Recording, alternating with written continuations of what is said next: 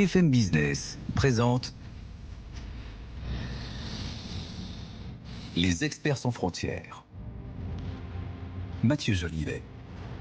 Bonjour et bienvenue, très heureux de vous retrouver dans les experts sans frontières. Aujourd'hui, ils nous viennent du Japon, des États-Unis, d'Espagne et d'Islande.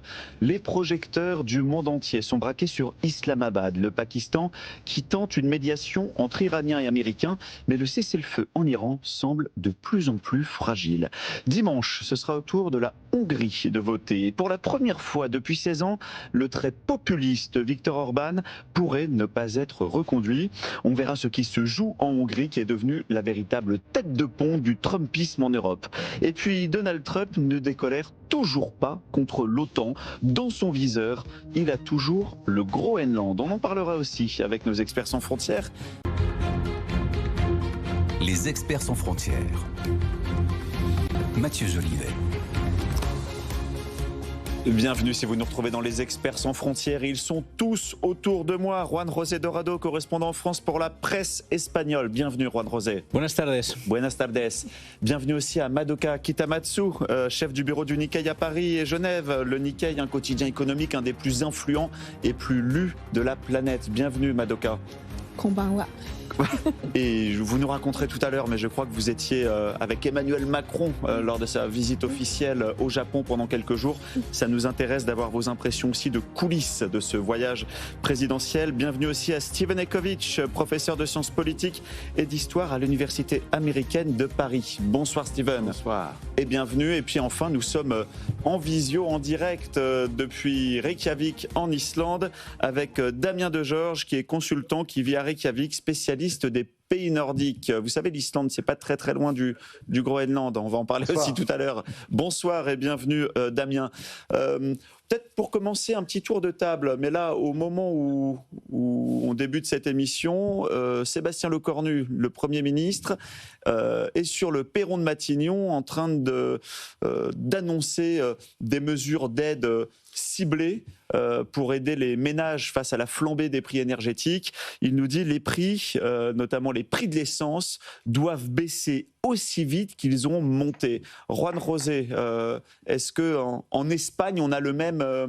on a le même niveau d'alerte énergétique maximale qu'en France? Tout à fait, mais d'ailleurs nous avons pris des mesures depuis un peu plus d'une semaine, puisque le gouvernement de Pedro Sánchez a décrété de réduire la TVA sur l'essence, l'électricité et le gaz des 11%.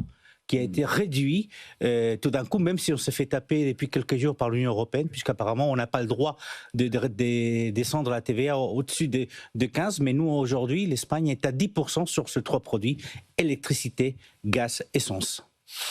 Madoka Kitamatsu, alerte maximale aussi au Japon sur les prix de l'énergie. Oui, donc le gouvernement japonais a choisi plutôt de ne pas faire monter le prix du pétrole en donnant des aides. Donc pour les consommateurs japonais, pour l'instant, ils ne se ressentent pas autant les conséquences de montée de prix de pétrole international. Pour l'instant, il y a un bouclier qui est à ce stade assez actif et qui fonctionne bien. Steven Ekovitch, aux États-Unis, voilà, on voit qu'en 6 semaines, le prix de l'essence a augmenté de 30 à 40%. Encore une fois, quand on parle des États-Unis, il faut toujours ajouter ou commencer, ça dépend de l'État. À la limite, ça dépend de la ville aussi. Parce qu'après tout, quand le conducteur est à la pompe, il est chez le percepteur. Donc on peut baisser les impôts. On ne le fait pas pour l'instant aux États-Unis. Peut-être dans certains États, c'est toujours difficile à suivre les États-Unis parce que suivre ce qui se passe dans 50 États différents et dans des grandes villes, c'est un défi d'experts qui a le temps de le faire. Voilà. Donc voilà. De toute façon, le consommateur américain râle, peste, est très déçu.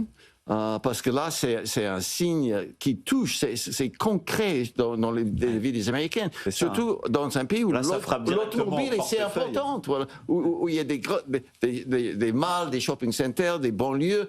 On a besoin absolument de la voiture, donc, sauf dans les grandes villes, bien évidemment. Mais là, ça touche directement le portefeuille américain et il le ressent.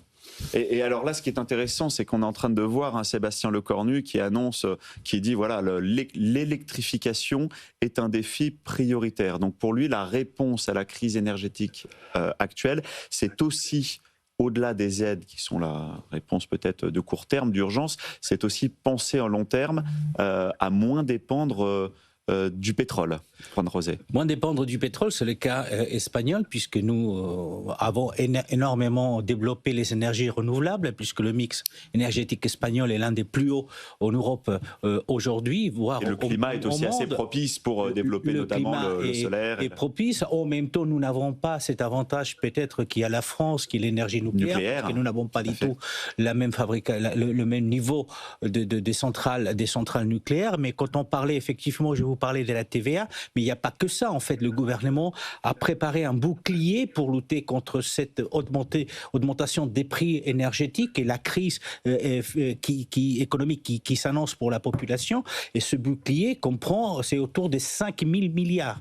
Des 5 milliards, excusez-moi, des 5 milliards. Donc, effectivement, il y a beaucoup d'argent, beaucoup de mesures qui ont été prises et qui sont transversales, qui ne touchent pas uniquement que la question du gaz, l'électricité ou l'essence, parce qu'il s'agit effectivement de faire face à cette augmentation des prix de l'énergie, mais ça peut toucher aussi, par exemple, pour ceux qui sont en loyer assez haut, pouvoir les arrêter le temps de cette critique, de cette crise. En tout cas, on voit bien que cette panique énergétique mondiale, elle s'est faite en quelques semaines avec le blocage du détroit d'Ormuz. Est-ce que, là je me tourne vers vous Damien Degeorges à Reykjavik, est-ce que aussi en Islande on ressent les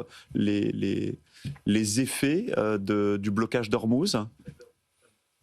Alors les effets ici sur une île, ils vont surtout se faire sentir sur les billets d'avion qui devraient augmenter. D'accord.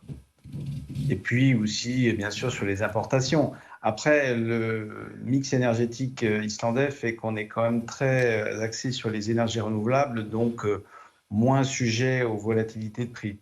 Ah, c'est ça. Mais en fait, ce que vous nous dites en Islande, c'est aussi ce qu'on peut entendre en Chine, hein, qui est peut-être le plus grand glouton énergétique au monde, mais qui a mis en place une transition énergétique très rapide et qui aussi, surtout l'aspect circulation et transport, est quand même peut-être un peu plus protégé que les autres. Steven Ecovitch, il y a quand même quelque chose d'assez spectaculaire là, auquel on assiste sous nos yeux en quelques semaines, une prise de conscience mondiale que les États-Unis ne peuvent plus garantir la sécurité maritime dans un endroit clé du monde, dans un choke point. Ça, c'est quand même une prise de conscience qui est assez spectaculaire. Oui, et ça reflète aussi dans les sondages aux États-Unis, hein, où le taux de popularité du président, de Donald Trump, plonge. Ça ne remonte pas, disons. Les dernières montrent un taux de satisfaction qui ne dépasse pas 30% pour l'instant. Ça baisse autour de 30%, qui est dévastateur pour un président. Donc, en effet, c'est lié à une certaine humiliation, parce que Donald Trump voulait aller vite et fort et gagner une intervention militaire. Et voilà, on a une guerre qui traîne, où comment dire, le talent, les exploits militaires américains, il faut le dire, le militaire américain, l'appareil militaire américain est redoutable. Mais quand cet appareil militaire n'est pas lié avec une stratégie cohérente, voilà ce qu'on voit là. Donc voilà, c'est pas suffisant d'avoir le meilleur force militaire du monde sans prévoir, analyser, établir une finalité stratégique qui est cohérente. Et là, il y a d'ailleurs une enquête du New York Times qui a été publiée hier et qui raconte les coulisses de la décision. Oui. Je ne sais pas si vous l'avez vu, Steven, mais qui a l'air de corroborer ce que vous dites là, à savoir une décision prise sans aucun contre-argument autour du président des États-Unis, de manière un peu isolée, de manière un peu rapide. Il a fait par intuition, c'est ses propres mots. J'ai décidé par intuition. Non, lors d'une réunion avant de prendre la décision, chacun avait son tour à parler et d'analyser. Il y avait même, dans l'article de New York Times, il y avait une réunion où le premier ministre israélien était présent, Benjamin Netanyahu, qui avait une place importante dans la présentation des possibilités d'engager des forces militaires dans la région, des forces militaires israéliennes ainsi qu'américaines. Donc, mais Donald Trump, il a finalement décidé lui-même, comme toujours, mais maintenant, il est coincé. Il n'a pas de porte de sortie, ou plutôt, toutes ces portes de sortie, on l'amène dans le mur. Donc là, je voudrais bien, j'imagine, juste tout oublier, de faire quelque chose, de parler d'autre chose, mais il n'arrive pas. Et on se retrouve dans cette situation presque ubuesque où on voit que l'objectif initial était de prendre possession d'une voie vitale, qui était sûre, qui était gratuite, le détroit d'Ormuz, de la sécuriser. Résultat, le détroit n'a jamais été aussi insécure, et c'est devenu un coupe-gorge, et qui est devenu payant aussi, Juan Rosé. C'est devenu payant, peut-être pas pour tout le monde, parce que vous savez qu'il y a quelques semaines, il y a quelques jours, on disait qu'effectivement, vu la position de l'Espagne par rapport à cette guerre entre l'Iran et les États-Unis, on laissait passer des bateaux qui étaient en relation avec l'Espagne, qu'on les laissait passer. Mais la réalité, c'est ça en fait, c'est qu'on a, avec cette gifle qui vient d'avoir Donald Trump et les États-Unis... Les bateaux en relation avec l'Espagne, ça c'était pour... du côté iranien, pour les remercier du non à la guerre de l'Espagne. D'accord, on y reviendra. Ouais. Et d'ailleurs, dans ce sens, même les prix du gaz algérien ont été descendus parce que le positionnement de l'Espagne contre cette guerre allait dans le sens aussi des pays comme l'Algérie. Mais ce qu'on vient d'assister, c'est qu'en fait, on vient de réaffirmer le contrôle, entre guillemets, du détroit d'Ormuz par l'Iran, parce que les États-Unis, effectivement, n'ont pas su le défendre, on va le dire, ou le conquérir, mais c'est le défendre. Et donc, c'est une vraie gifle pour les États-Unis, mais en même temps, j'espère, ça va certainement réveiller un certain nombre de pays, notamment les Européens, sur sa dépendance vis-à-vis des États-Unis, que ce soit militaire, économique ou autre. Alors justement, là, je me tourne vers vous, Damien Degeorges. Est-ce que ce réveil européen, c'est quelque chose auquel vous croyez? Je rappelle, vous êtes à Reykjavik, spécialiste des pays nordiques. On a l'impression que pour l'instant, sur ces 6 premières semaines, l'Europe arrive quand même au second plan. Voilà. Est-ce que l'Europe aura la capacité d'avoir un rôle diplomatique plus fort en aval de cette crise? L'Europe, elle a beaucoup de crises à gérer en ce moment, et elle pourrait en avoir de nouvelles, dont certaines dont on a déjà entendu parler au début de l'année. Vous parlez notamment du Groenland, j'imagine. Voilà. Oui, bon, bah ça, il faut regarder le coup d'après, on en parlera tout à l'heure. Et peut-être une chose à observer aussi, Madoka Kitamatsu, comment est-ce que vous observez peut-être cette crise qui peut avoir un effet un peu d'accélérateur de la bascule géopolitique vers l'Asie, non aujourd'hui, c'est-à-dire qu'on a un axe Chine, Iran, Russie, qui risque d'émerger et d'être encore de plus en plus, beaucoup plus fort qu'hier. Oui, c'est vrai qu'en fait, il y a quelque chose qui n'est pas très connu en Europe, peut-être, c'est que l'Iran et le Japon, traditionnellement, ont eu des relations très amicales grâce aux imports de pétrole et aussi grâce à un feuilleton japonais dans les années 80 qui était rediffusé en Iran et c'était devenu très très populaire en Iran. Donc on avait des sentiments très bien vers l'un l'autre, mais malheureusement pendant cette crise le Japon n'a pas pu jouer un rôle très important pour trouver une solution et c'était en fait la Chine qui semble avait encouragé... Quel était ce feuilleton C'est très important des années 80. Oui. Ça s'appelle Oshin. Donc il s'agit d'une femme qui s'appelle Oshin, qui est née en pauvreté et qui a fait beaucoup d'efforts pour réussir dans la vie. Et il paraît que les peuples iraniens étaient très encouragés. Adopter cette série. D'accord.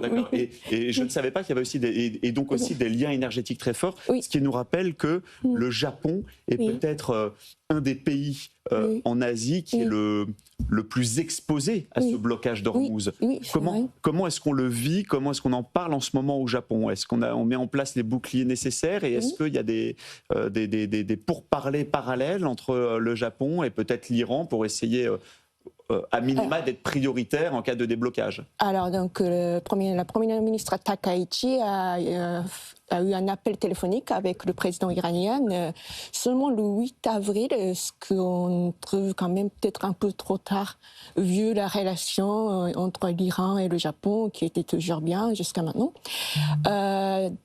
D'ailleurs, pour l'approvisionnement, on a toujours été conscient de ce risque, le fait que le Japon est très dépendant du pétrole qui vient du Moyen-Orient. Donc, on a une réserve gouvernementale équivalent de ce qu'on consomme pendant 140 jours. Il y a aussi des réserves privées. Donc, on ne va pas entrer dans une pénurie. Au Japon, vous pouvez tenir 4 à 6 mois. Oui. Mais en cas de crise extrême. Oui, mais en même temps, on ressent quand même les conséquences. Par exemple, il y a NAFTA. Donc, c'est un matériel qui est créé pendant le raffinage du pétrole, qui est base de beaucoup de produits différents. Donc, on sent qu'il y a un blocage de NAFTA qui est très grave pour les entreprises japonaises. Oui. Tout comme le blocage de l'hélium, je crois. L'hélium aussi, dans la fabrication des semi-conducteurs. Tout à fait. Pour refroidir lors du processus de fabrication. Et là, il n'y a plus d'hélium. C'est aussi catastrophique à ce stade. J'aimerais vous faire écouter Pete Hegseth, le secrétaire à la guerre américain. Il s'exprimait cette semaine. Après, il faisait le récit du sauvetage spectaculaire du pilote américain qui s'était planqué dans une crevasse à 2000 mètres d'altitude. Écoutez Pete Hegseth. You see, shot down on a Friday, Good Friday. Vous voyez, abattu un vendredi, le vendredi saint, caché dans une grotte, dans une crevasse tout au long du samedi, puis secouru le dimanche, évacué par avion d'Iran alors que le soleil se levait en ce dimanche de Pâques. Un pilote renaissant, de retour chez lui et sain et sauf, pour la plus grande joie de toute une nation. All home and accounted for, a nation rejoicing. Steven Ekovitch, on sait que les États-Unis, même c'est dans la culture américaine, aiment avoir ces héros, fabriquer ces héros-là. L'administration Trump a trouvé un héros.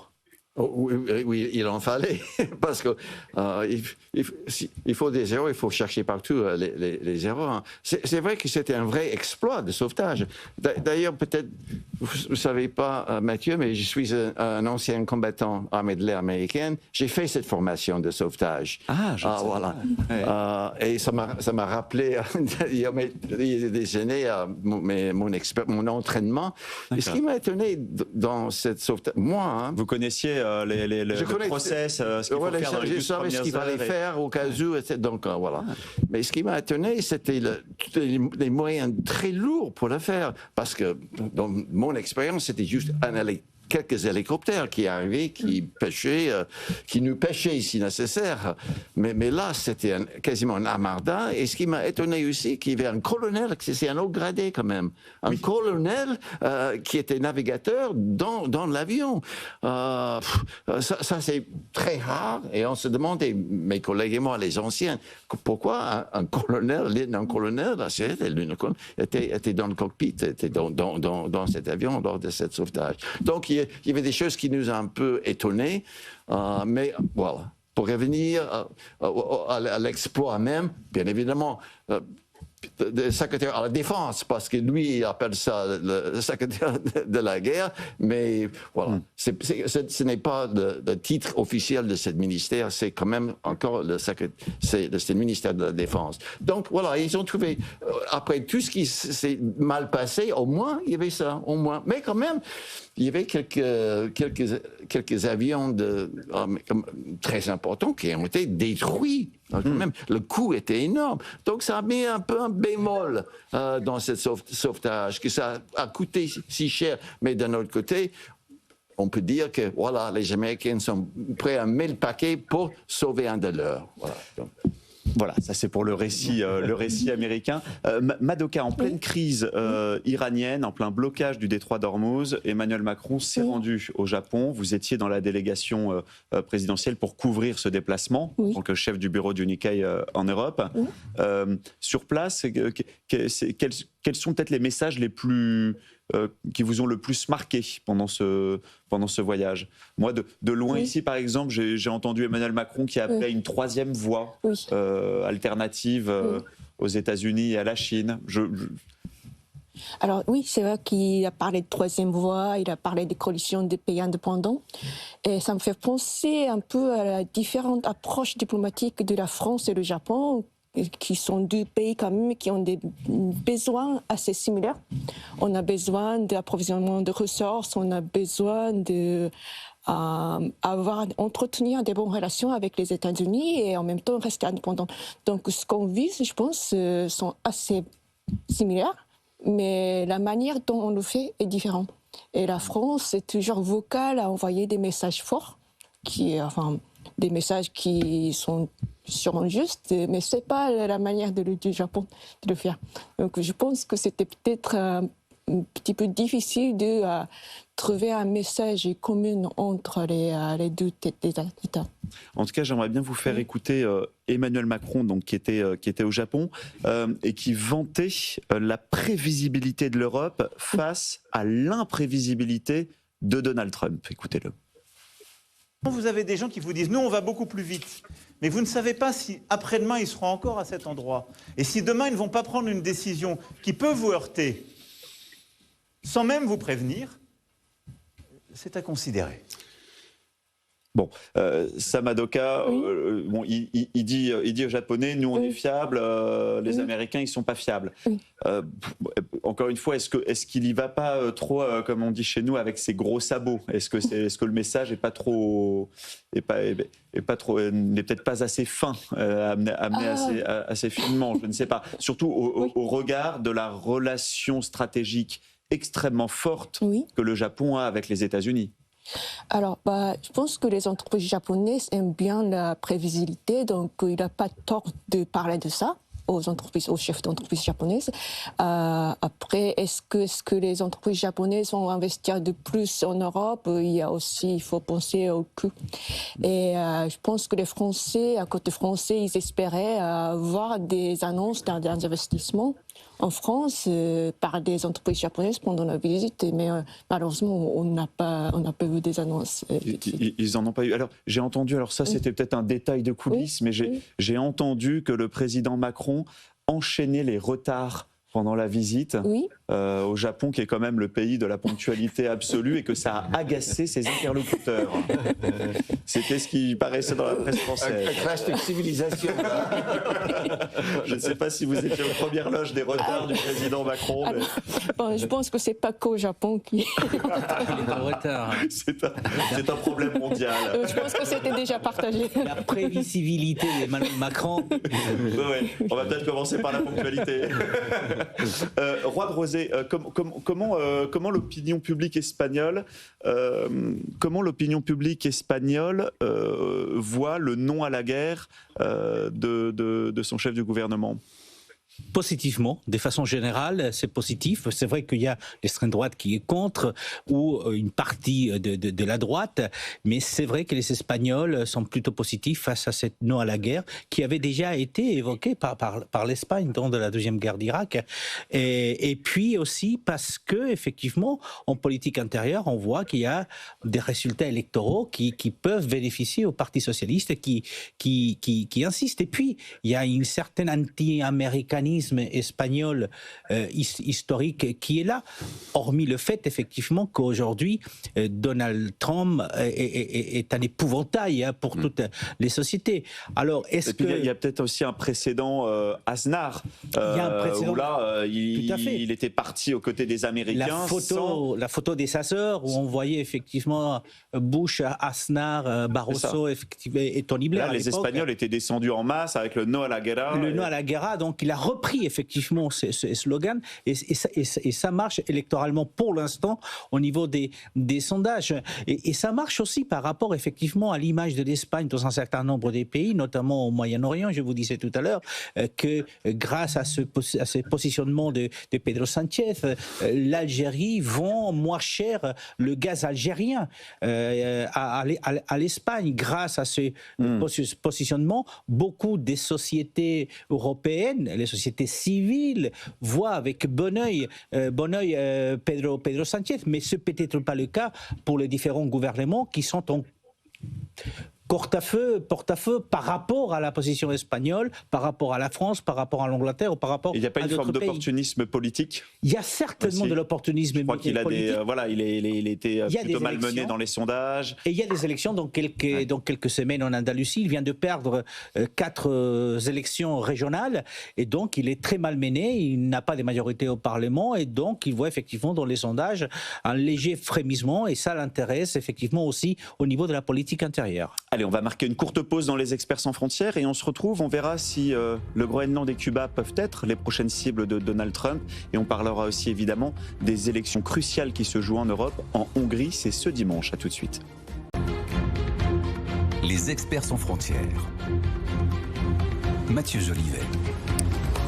Bienvenue si vous nous retrouvez dans les Experts sans frontières. Autour de moi, Juan José Dorado, correspondant en France pour la presse espagnole, Madoka Kitamatsu, chef du bureau du Nikkei à Paris et à Genève, Steven Ekovitch, professeur de sciences politiques et d'histoire à l'Université américaine de Paris, et puis en direct depuis Reykjavik, Damien Degeorges, consultant spécialiste des pays nordiques. J'ouvre juste une toute petite parenthèse. Pendant cette pause, on en parlait, la discussion continuait entre nous et Juan José, vous nous expliquiez que la position du non à la guerre de Pedro Sánchez, alors elle fait peut-être beaucoup de bruit, on parle beaucoup de lui, mais dans les faits, il a un poids diplomatique totalement nul pour la suite, quoi. C'est ça la difficulté. L'Espagne n'a aucun poids au Moyen-Orient. Elle s'entend très mal avec les États-Unis, mais elle s'entend très mal avec Israël, puisque l'ambassadeur d'Israël à Madrid et à Tel Aviv depuis des mois. Il n'y a pas d'ambassadeur à Madrid. Et puis politiquement, l'Espagne n'a aucun poids diplomatique dans ces parties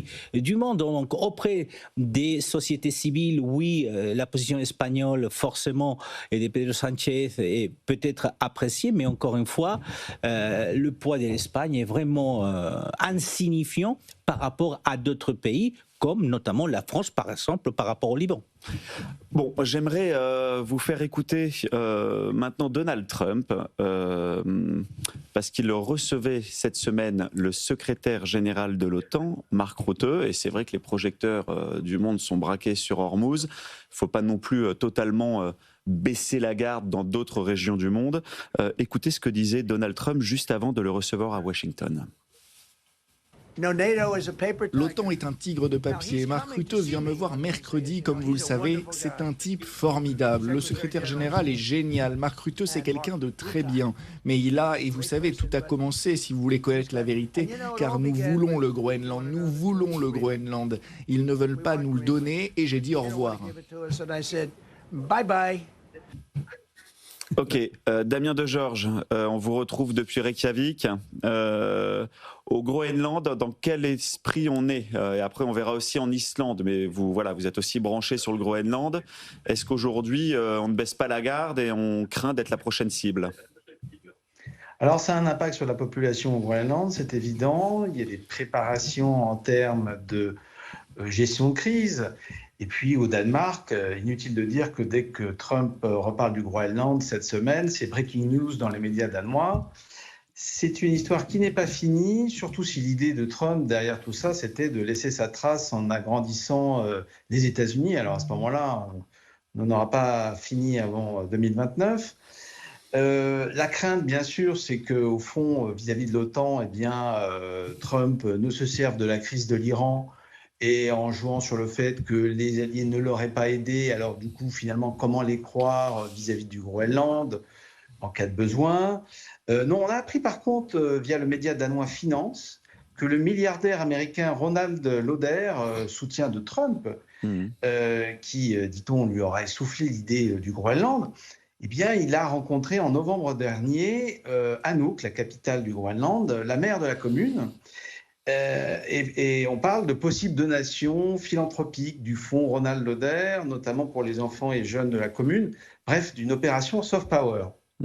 Ça, c'est intéressant. Ronald Lauder, je ne sais pas si vous le connaissez, Steven Ekovitch, Ronald Lauder, qui est l'héritier de l'empire Estée Lauder, qui est un proche de... Oui. Ils ont fait leurs études ensemble, d'ailleurs, je crois, avec Donald Trump, et il est, voilà, il est dans tous les coups business des opérations de politique étrangère de Donald Trump, j'ai l'impression. Tiens, voilà.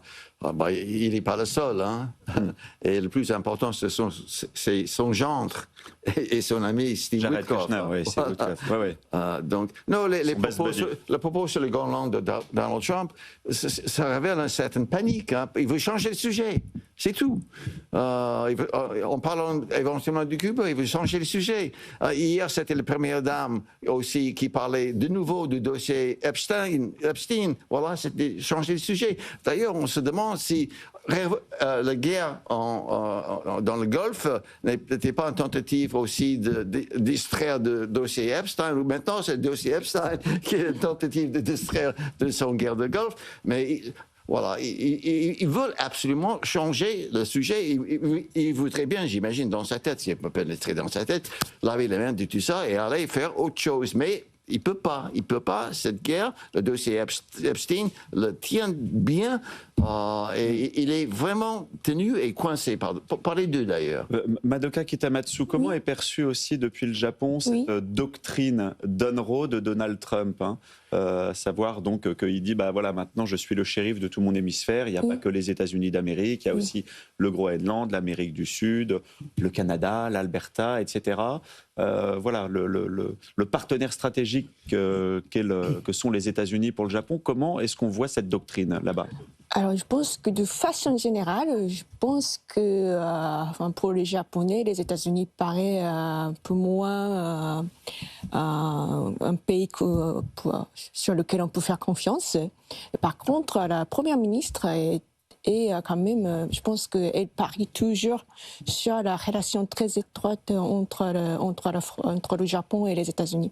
Ouais. On voit qu'elle avait, comparé par exemple à son rencontre avec le président français, je pense qu'elle avait mis beaucoup d'énergie à faire réussir sa rencontre avec le président Trump en mars. Oui, c'est ça. Il faut aussi rappeler que voilà, il y a aussi une coopération notamment militaire, militaire, économique, entre le Japon et les États-Unis. Ça reste voilà, et que je crois même Sanae Takaichi a aussi identifié la Chine comme la première, la principale menace stratégique dans les années à venir. Et donc, j'imagine que il ne faut surtout pas affaiblir la relation avec l'allié américain. Oui, elle a dit, quand elle a rencontré le président Trump, elle a dit à Donald, il n'y a que vous qui peut faire parvenir la paix au monde. Et c'est une phrase apparemment qu'elle a réfléchi sans dormir pour penser à cette phrase. Ouais, en même temps, c'est la phrase que veut entendre, qu'aime entendre Donald Trump. Juan Rosé, est-ce que Donald Trump, on vient de l'entendre, qui menace de quitter l'OTAN, hein, il dit bye bye à l'OTAN. Est-ce que cette menace, il faut la prendre au sérieux ? Est-ce que si les États-Unis quittent l'OTAN, on ne peut pas. Un président des États-Unis seul ne peut pas partir de l'OTAN. Il faut un acte du Congrès. Donc, sur le plan constitutionnel juridique, c'est impossible pour un président seul de sortir les États-Unis de l'OTAN. Il peut rendre la vie difficile pour l'OTAN, parce qu'après tout, la puissance militaire la plus importante au sein de l'OTAN, c'est les États-Unis.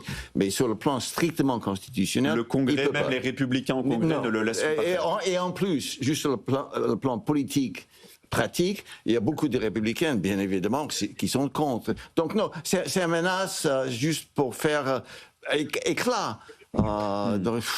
Oui, encore les coups d'éclat, Juan Rosé. C'est des coups d'éclat, oui, mais la réalité, c'est que ces menaces ne datent pas d'hier avec Donald Trump. Hein. Oui, déjà avec Obama avait demandé, par exemple, aux pays de l'OTAN de monter leur investissement en matière de défense au niveau des pays OTAN. C'est vrai que c'était fait diplomatiquement, on s'est donné le temps de le faire et que les manières de Donald Trump sont complètement différentes. Mais par contre, le mal, entre guillemets, est déjà fait. Les Européens doivent penser à développer leur pilier de défense commune. On a beaucoup parlé de la défense commune Allemagne-France. Il faut établir ça un peu plus de façon plus importante. On a rallié l'Angleterre qui a quitté l'Union européenne, mais maintenant on doit se prendre en charge aussi militairement. Et ce que nous venons d'assister ces dernières semaines au détroit d'Ormuz, ça montre à quel point nous ne pouvons plus faire confiance à Donald Trump. Donc juridiquement, oui, peut-être que les États-Unis ne peuvent pas sortir rapidement comme ça, mais le mal est fait et les Européens doivent assumer cette responsabilité aujourd'hui. Ce qui est aussi fort possible, c'est que l'OTAN aussi monte en gamme et en présence au Groenland, j'imagine aussi. Et puis il y a cette voie, la troisième voie dont vous avez parlé, Emmanuel Macron lors de son voyage du côté du Japon. Il peut y avoir aussi une nouvelle structure où les États-Unis sont moins impliqués, où d'autres pays vont venir se rajouter aux pays européens. On a donc l'Angleterre, mais pourquoi pas penser effectivement à des pays comme le Japon, qu'à un moment donné ont aussi besoin de se réarmer, puisqu'ils voient que la puissance américaine, aujourd'hui, on ne peut pas faire confiance. Pas faire confiance à la puissance américaine qui est dans tous les dossiers de la planète, en Europe aussi. J'aimerais vous faire écouter. Il dirige la Hongrie depuis maintenant 16 ans. C'est le très populiste Viktor Orban, qui n'est pas favori dans les sondages. Les Hongrois vont voter ce dimanche. Et en fait, il joue une musique pendant sa campagne très, comme d'habitude, anti-élite, anti-Bruxelles, anti-Ukraine. Écoutez qui est venu le voir cette semaine pour l'encourager sur scène, c'est le vice-président américain J.D. Vance qui est venu soutenir Orban contre qui ? Contre l'Europe. Je voulais adresser un message en particulier aux bureaucrates de Bruxelles qui ont tout fait pour écraser le peuple hongrois parce qu'ils n'en aiment pas le dirigeant qui lui a réellement défendu son peuple. Bon, Steven Ekovitch, là on est sur un cas d'ingérence claire. Il dénonce l'ingérence européenne en faisant de l'ingérence américaine. Oui, non, mais comme souvent chez Donald Trump et son entourage, il y a de nouveau une incohérence, des contradictions énormes entre les propos, déjà entre les propos et les réalités, et les propos qui se contredisent. Donc voilà, qu'est-ce que ça veut dire ? Ça veut dire que J.D. Vance devient de plus en plus risible. Et on se demande d'ailleurs s'il n'était pas envoyé, il était sur le chemin d'aller au Pakistan pour faire partie d'une équipe soi-disant qui va négocier, qui commence demain. Qui commence très mal. Si elle commence. Si elle commence. On se demande s'il n'est pas envoyé un peu au front diplomatique. De toute façon, c'est pour une mission suicide diplomatique. Donc, le positionnement de J.D. Vance dans la Maison-Blanche est mis en question, comme pour beaucoup de monde d'ailleurs, autour de Donald Trump. Donc voilà, c'est encore une fois un autre signe d'une débandade, d'une incohérence, encore une fois, qui a un impact très très important sur les chances électorales, bien évidemment, de Donald Trump lors des midterms début novembre. Et je crois qu'il se rend compte, et au moins ceux autour de lui se rendent compte qu'il va aussi là dans le mur. J'aimerais vous faire écouter aussi le principal opposant aujourd'hui dans la dernière ligne droite contre Viktor Orban. Il est de droite, c'est Peter Magyar, qui dépeint Viktor Orban comme une marionnette russe. Écoutez-le.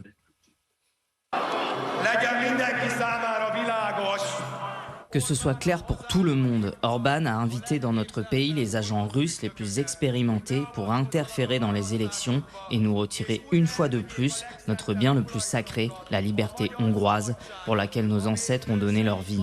Viktor Orban a invité ses agents afin que la volonté du peuple hongrois ne puisse pas prévaloir. Voilà, donc là, Juan Rosé, on voit Peter Magyar qui agite le chiffon rouge russe. Hein, mais le chiffon rouge existe réellement, puisqu'on a vu aussi les ingérences russes au Parlement européen, etc. En Moldavie, lors de toutes les élections. Voilà, donc après l'histoire est la suivante.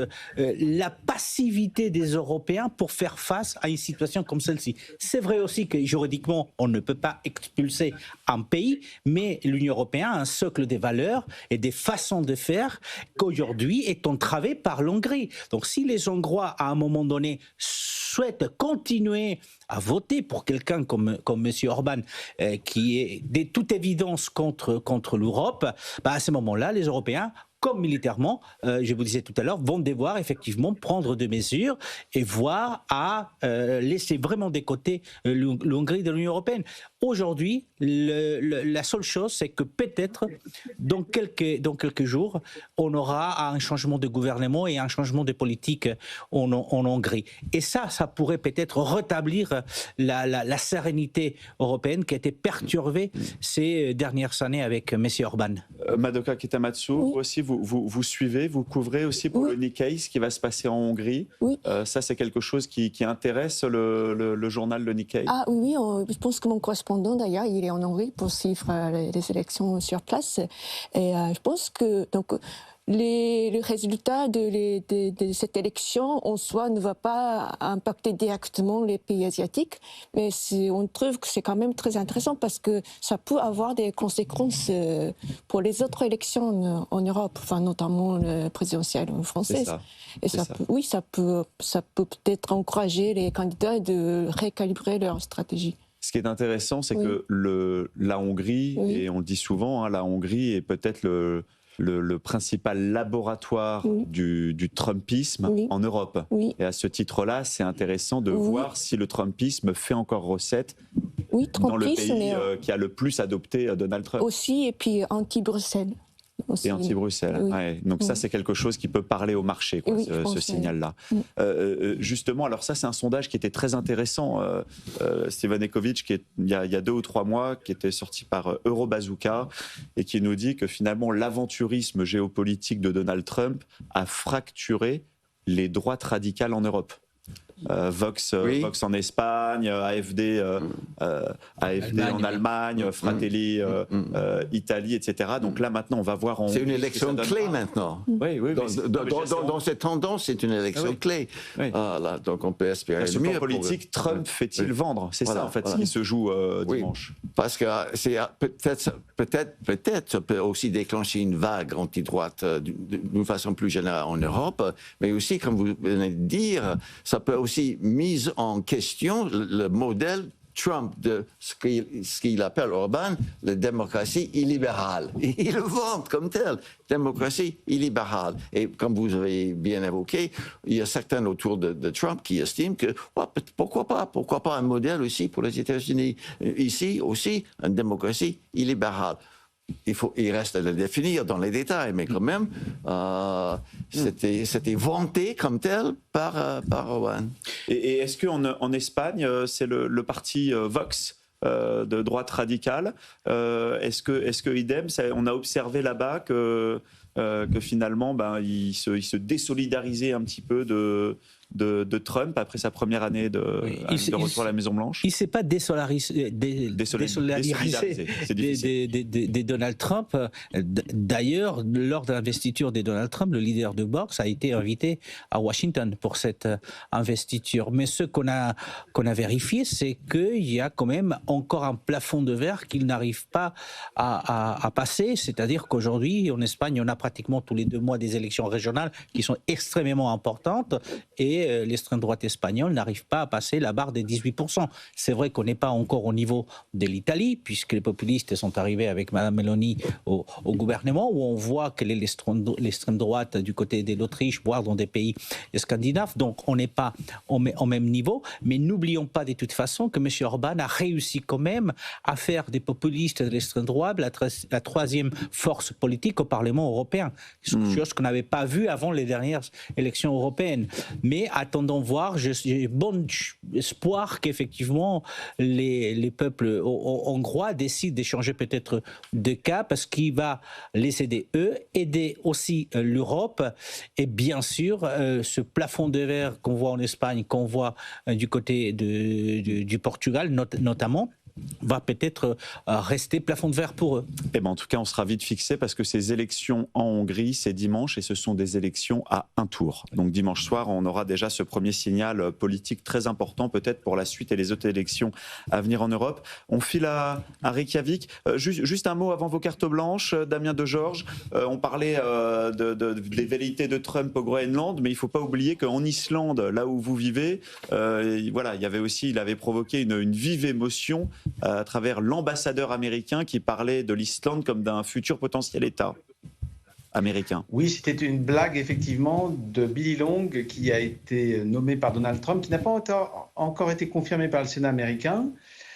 Mais ce qui avait fait beaucoup d'effet, c'est quand Donald Trump, à Davos, en janvier dernier, avait confondu Islande et Groenland. Là, les murs avaient tremblé à Reykjavik. Les murs avaient tremblé. Madoka ne peut pas s'empêcher de rire. Voilà, bon, voilà, des approximations peut-être de Donald Trump. Voilà, on va dire qu'il est spontané. On va terminer avec vos cartes blanches. C'est des articles que vous avez choisis, souvent de vos pays respectifs. Damien, on commence avec vous. Un article d'un journal économique islandais au sujet d'une adhésion potentielle future de l'Islande à l'Union européenne. Oui, parce que le 29 août prochain est prévu un référendum en Islande sur une reprise des négociations d'adhésion de l'île à l'UE. Et là, c'est un sondage sur, en gros, êtes-vous pour ou contre l'idée d'une adhésion. Donc c'est la deuxième étape, ça. Et là, on est à 47% contre, 40% pour, 13% d'indécis. Alors, on va dire qu'il y a une majorité qui ne comprend pas que c'est l'UE qui a sauvé le Groenland en janvier.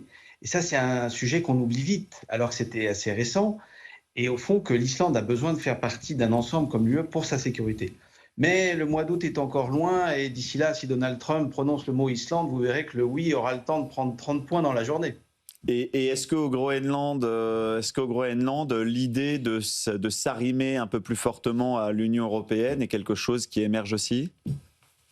Oui, depuis la première menace militaire de Donald Trump le 7 janvier 2025, effectivement, c'est une idée qui prend forme. On va dire que la glace a fondu énormément entre le Groenland et l'Union européenne.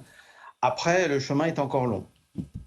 Madoka Kitamatsu, oui. Votre carte blanche vient de Nikkei, du journal Nikkei. Vous avez choisi un article qui parle des prévisions financières du Uniqlo, enfin du conglomérat qui a notamment Uniqlo. Oui, tout à fait. Donc, ce qui est intéressant, donc, ils prévoient pour l'instant qu'ils vont avoir une croissance de profit, mais ce qui est intéressant, c'est qu'eux aussi, ils sont touchés par ce problème de détroit d'Ormuz, parce que la particularité d'Uniqlo, c'est qu'ils travaillent beaucoup avec les fournisseurs de fibres synthétiques. C'est ça leur point fort, parce que ça permet une production très stable, plus que du coton. Ah, oui. Et donc, qui dit produit synthétique, dit besoin aussi de beaucoup d'énergie. C'est comme l'histoire du plastique. Et donc, on a besoin de pétrole qui passe par Ormuz. Oui. Et du coup, le blocage d'Ormuz, là, ils sont en train de le provisionner pour la suite d'Uniqlo. Oui, et le président a critiqué très sévèrement. Il a dit la guerre moche, ce qui est assez rare pour un PDG d'une entreprise japonaise de faire des commentaires politiques. Très intéressant article à retrouver dans le Nikkei. Et on termine avec vous, Juan José Dorado, à travers un agenda et des dirigeants aussi en France. Vous nous faites une piqûre de rappel sur cette puissance culturelle espagnole. Oui, je voulais vous parler justement du soft power espagnol, que ce n'est pas que le flamenco, le Real Madrid et le Barça, il y a aussi le cinéma espagnol et la culture espagnole. Et justement, vous l'avez indiqué, par exemple, le cinéma espagnol, ces dernières semaines, on assiste à une rétrospective de Pedro Almodóvar qui vient à la Cinémathèque française. On voit qu'il y a un festival de cinéma espagnol du côté des Nantes depuis 35 ans. On voit les acteurs espagnols, que ce soit Rosy de Palma, qui est la marraine du nouveau printemps de Toulouse, ou Carmen Maura, qui est dans les affiches françaises aujourd'hui, qui sont très connus du côté français. Et donc, ce soft power espagnol améliore effectivement l'image de l'Espagne auprès de la France. Et vous avez fait référence aussi à des dirigeants espagnols que personne peut-être connaît, mais qui dirigent des grosses entreprises françaises et qui sont espagnols. Sanofi est dirigé par une Espagnole. Le groupe Darty Fnac est dirigé par un Espagnol. Decathlon est dirigé aussi par un Espagnol. Donc vous voyez le soft power espagnol. Encore une fois, ce n'est pas que le flamenco, le Real et le Barça. Allez, on va conclure cette émission par un Viva España. Hein. Viva España. Viva España. Merci à tous en tout cas d'avoir eu l'amabilité de venir commenter cette actualité internationale ô combien dense dans les Experts sans frontières. Juan José Dorado, correspondant en France pour la presse espagnole. Madoka Kitamatsu, chef du bureau du Nikkei à Paris, à Genève. Steven Ekovitch, professeur de sciences politiques et d'histoire à l'American University of Paris. Et puis depuis Reykjavik, notre consultant spécialiste des pays nordiques, Damien Degeorges. Je vous souhaite un très bon week-end à tous. Je vous retrouve la semaine prochaine dans les Experts sans frontières. Et tout de suite, le journal de Stéphanie Colo. Les Experts sans frontières sur BFM Business.